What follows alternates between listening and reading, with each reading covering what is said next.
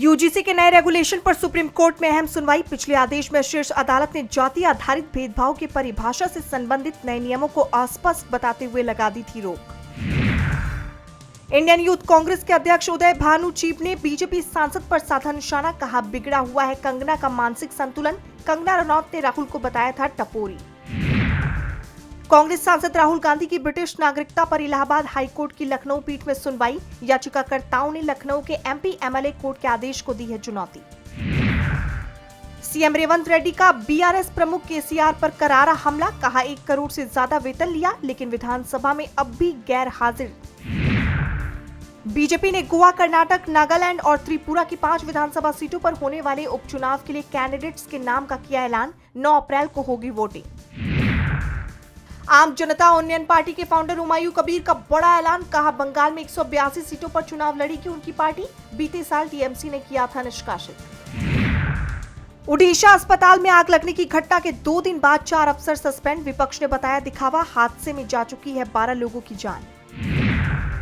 दिल्ली के रामलीला मैदान में जुटेगी किसानों की भीड़। किसान नेता जगजीत सिंह डल्लेवाल के नेतृत्व में आयोजित किसान महापंचायत में एमएसपी की गारंटी और भारत और अमेरिका ट्रेड डील को रद्द करने की उठेगी मांग। पीएम की रैली से पहले मंत्री शशि पांचा के घर हमले पर सख्त हुआ चुनाव आयुक्त। कोलकाता पुलिस से मांगी विस्तृत रिपोर्ट। केंद्रीय बलों की भूमिका पर उठे सवाल। महाराष्ट्र की बारामती विधानसभा सीट पर उपचुनाव में कांग्रेस उतार सकती है उम्मीदवार। कांग्रेस ने दिए संकेत। अजित पवार के निधन के बाद खाली हुई सीट से डिप्टी सीएम सुनेत्रा पवार लड़ेंगी चुनाव।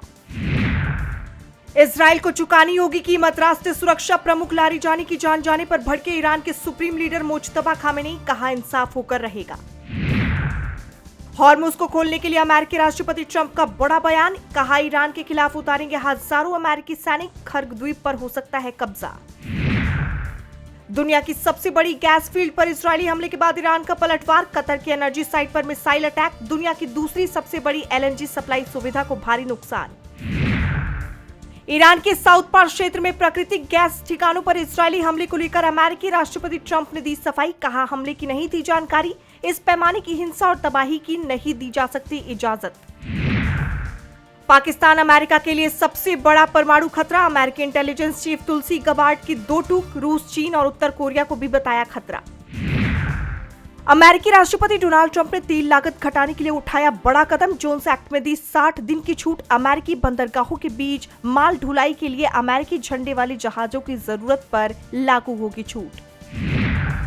सरफ्फा बाजार में दिखी गिरावट। चांदी की कीमत 2340 रुपए गिरकर 2,45,000 रुपए प्रति किलो पर पहुंची, जबकि सोना का भाव 990 रुपए गिरकर 1,52,000 रुपए प्रति 10 ग्राम पर आया। अतनु चक्रवर्ती ने छोड़ा एचडीएफसी बैंक के पार्ट टाइम चेयरमैन का पद। बैंक के तौर तरीकों पर की कड़ी टिप्पणी। आरबीआई के केके मिस्त्री को बनाया गया 3 महीने के लिए अंतरिम चेयरमैन। आरजीआरएल शेयर में हेराफेरी मामले में सेबी की बड़ी कार्रवाई। 18 संस्थाओं पर 2.8 करोड़ रुपए का जुर्माना। 5 साल के लिए लगाया प्रतिबंध। 2035 तक बदल जाएगा भारतीय सेमीकंडक्टर क्षेत्र का स्वरूप। बनेगा $300 अरब का आत्मनिर्भर बाजार। डेलॉय रिपोर्ट में किया गया दावा।